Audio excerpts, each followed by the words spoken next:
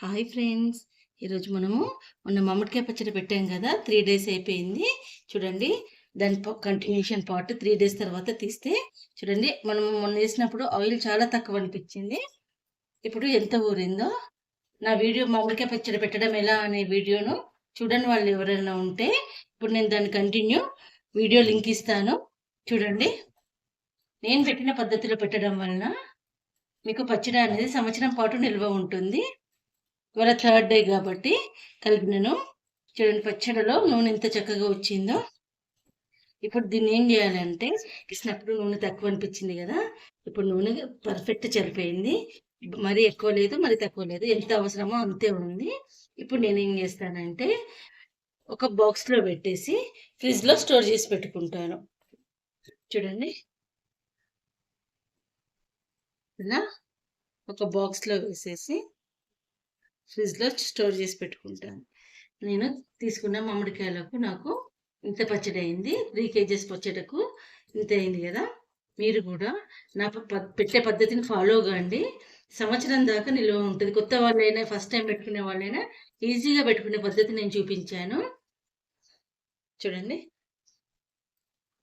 మామిడికాయ చట్నీ అంటే మీకు కాంబినేషన్ ఏం గుర్తుకొస్తుంది? ముద్దపప్పు, ఆవకాయ, గుడాలు. మా సైడ్ అయితే గుడాలు మామిడికాయ పచ్చడి బాగా తింటారండి. పెరుగన్నం, మామిడికాయ పచ్చడి పూరికైనా బాగానే ఉంటుంది. ఉప్మాకి కంపల్సరీ కాంబినేషన్గా, ఇట్లా టిఫిన్స్లలో కూడా బాగుంటుంది, దోశకి కూడా బాగుంటుంది. ఇంట్లో ఒక్కసారి మామిడికాయ పచ్చడి చేసి పెట్టుకున్నామంటే దేనికైనా కాంబినేషన్ బాగుంటుంది. అంత పప్పుచారులోకి కానీ, లేదంటే ఒక మామిడికాయ పచ్చడి ఉండి సైడ్కి ఒక ఆమ్లెట్ వేసుకున్నామంటే కూర వండుకోవాల్సిన అవసరం కూడా లేనంతగా ఉంటుంది. మన ఛానల్లో మామిడికాయ చారు, మామిడికాయతోటి పప్పు, మామిడికాయ సాంబారు, మామిడికాయ పులిహోర వంటి వెరైటీ వంటలు పెట్టానండి. ఎలా చేసుకోవాలో పద్ధతి నేను చూపించాను. కొత్త వాళ్ళు, తెలియని వాళ్ళు ఎవరైనా ఉంటే నా ఛానల్ని ఫాలో అయ్యి చూడండి, చూసి నేర్చుకోండి.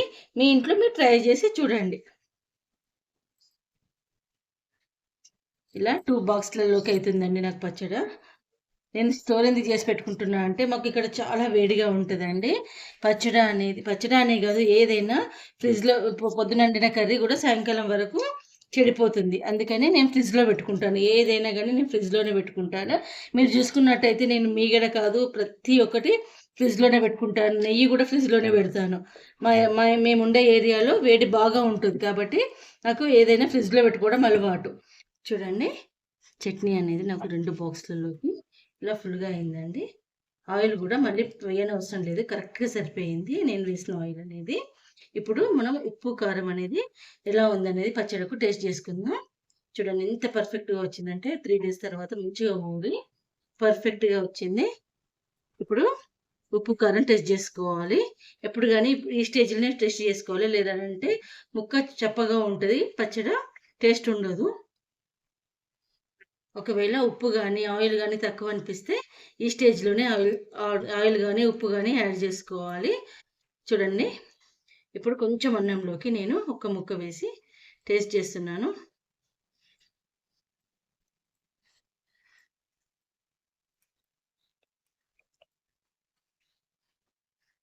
చూడండి, కలర్ చూస్తేనే టెంప్టింగ్గా వచ్చింది.